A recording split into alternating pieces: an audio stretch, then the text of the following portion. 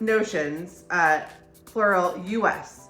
They say that the UK uses the term haberdashery. That makes sense. So if you're a European and if you grew up anywhere in the world where you learned British English as opposed to US English, and I would love to know, is haberdashery only used for sewing notions, or has it crossed over into cross-stitch notions, or because this is so relatively new and it's so global now, are people using notions for cross-stitch and haberdashery for sewing? Hi, welcome back to Cross Stitch the Globe. I'm Stephanie. I'm Allison. This is a channel about cross-stitch, and today is a Flosstube University episode, which are tutorials and explainers for beginner stitchers, although this might be something that confuses everyone. And today's topic is, what are cross-stitch notions? Why do we call them notions? What are they? What counts as a notion? Everything. So other recent tutorials we've put out for Flosstube University include how to cut Aida and how to cut even weave and linen straight. 2 different videos because there's 2 different methods.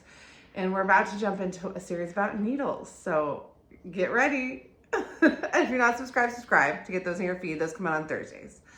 On Mondays, we put out our Flosstube episodes, which are big deep dives into our personal stitching. And then every other Monday in between those, we put out extras where we talk about fun topics that we don't always have time for. The most recent one we did was for Allison's birthday. We did a Cinderella pattern, stash, finish, whip, dive into all of it, but we're recording it in 10 minutes. So we don't know what you know because you already saw it. Couldn't tell you anything.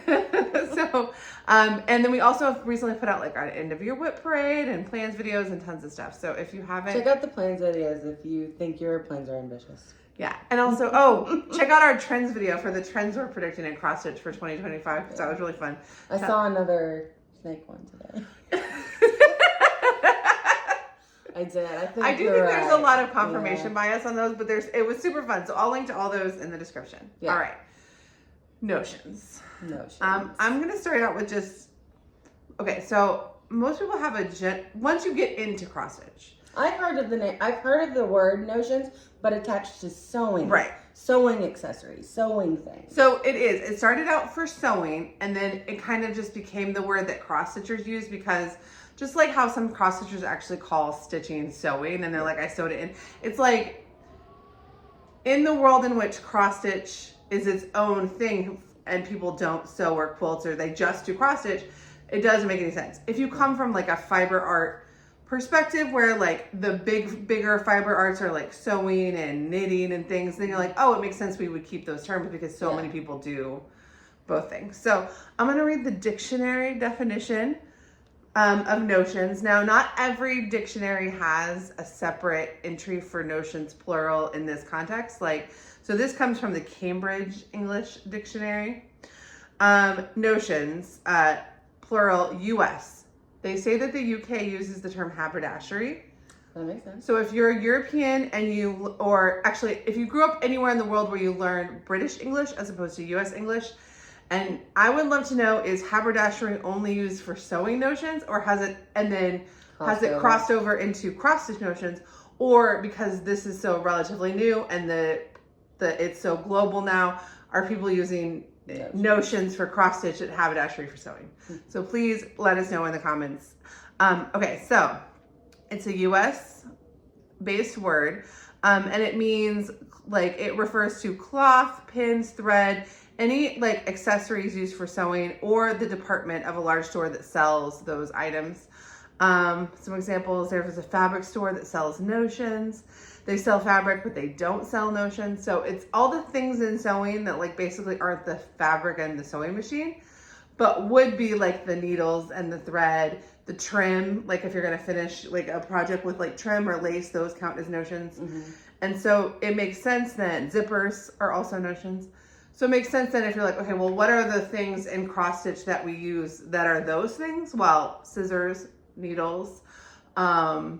We have our own. I don't know if they have the needle minders in. Oh, sewing. no, I don't think they would. But for cross stitch. But yeah, so any small accessory that might go in your project bag. So here's one of my project bags, and the notions that I always just keep in here. I always have a pair of scissors. I always have a fancy pair of earrings. I think these are yours, actually. Those are mine. Yeah, you borrowed them. I borrowed them one time for a video, and then I put them in there knowing I would see you. Okay. This was a needle minder that Allison made me, but it broke. Yeah. So the little accessories that you keep in your project bags, I don't think you would count as a hoop, like a stand, fabric, or the pattern as notions. Would be notions. And then, or the bag that you hold it in. But all the little things I think would be. Like, so I don't think the Q-snap little measuring tape counts as notions, but the measuring tape does. Would, yeah. I think that like this ring that I keep, they might not sell it as notions, but I think it would technically be a notion. Well, your floss bling definitely. Yeah, it would be a notion, but the floss itself would not be a notion. I have another needle minder, the needle. Oh, what about the thing that holds the needles? I have a whole bunch of like needle books. Pins. Oh, the tin. Or I have all. Yeah, all I have needle books. I think those are notions.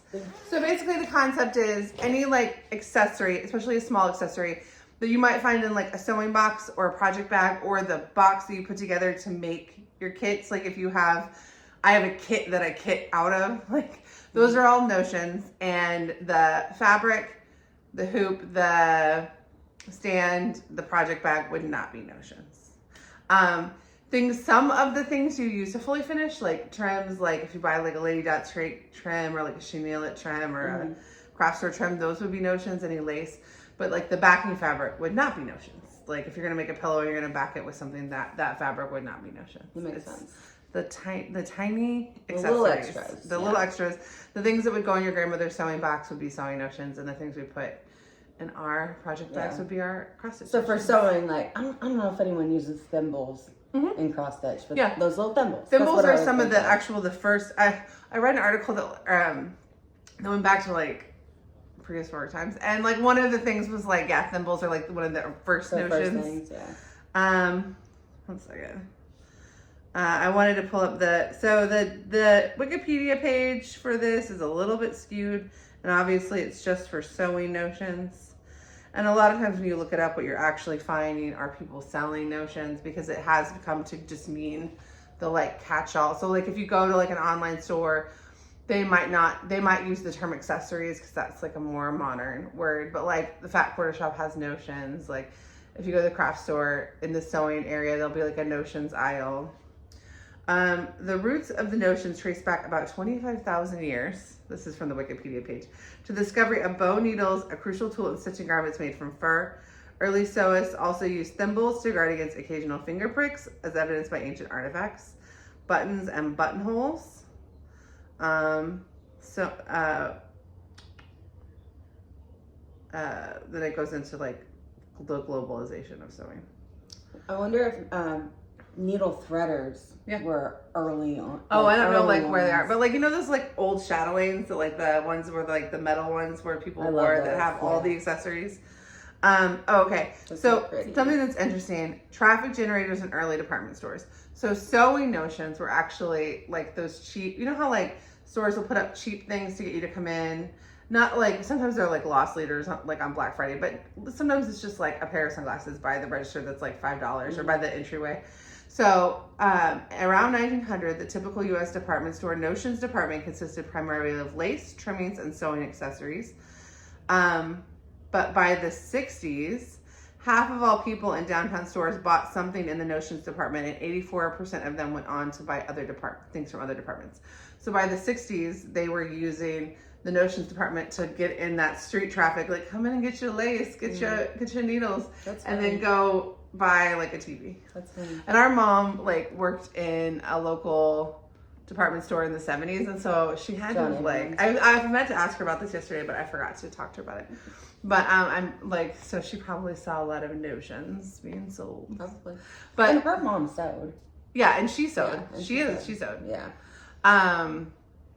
It's just funny because like I don't think by the time we were sewing when we were little, I don't remember this word. I think it was just like this: go into the sewing box and get buttons or whatever you're getting for your project. Yeah. But it's still very much a word used in sewing, and I love that it's been adopted into cross stitch, and that people who don't have like any other fiber arts background then are getting introduced, like sucked into the world of fiber arts in more ways than just like, oh, that's a cool knitting project, maybe I could do that. But like the culture of fiber arts and the fact that it's like, you know, an important skill, better for the planet in some ways, depending on how you go about it. But well, I think the easiest way to explain cross stitch to someone is you're sewing a picture. Yeah. So it makes sense.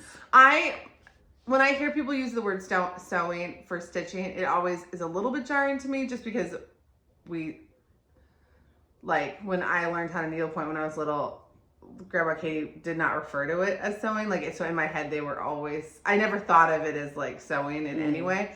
But I know, like, I think that's like regionally very common in some areas. So I would love to know, like, regionally, if you use the word notions,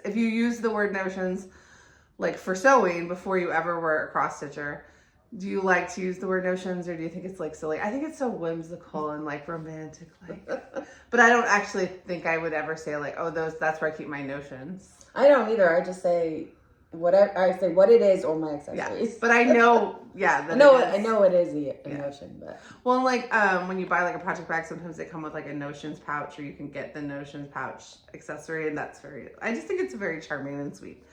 But it wouldn't surprise me if in 20 years, like, nobody uses it anymore, and it's just accessories. Yeah. Interesting. That would make me kind of sad. Well, we don't use it either. We just know it. we don't use it. Maybe we should use it more. Keep it going. Yeah. I mean, a lot of it is too because we usually are referring to like the specific item and not like them as a collection, because it's not like, because we don't keep like a master project bag, because everything's in their own bags. It's not like we're like, oh, that's my notions bag. Yeah, like we don't do that. Sewing box. But I want to do that. I love going on Facebook Marketplace. I never buy them, but I love looking at like when people are selling like old sewing boxes with all the stuff in it, like someone's like passed away. I love seeing all the little zippers and such from I'll have to show you the sewing box I have. I can't remember if it's from which grandma it's from. Yeah. But it's stacked and then it comes out like that. That's pretty cool. I think I remember seeing it, but I don't remember whose it is.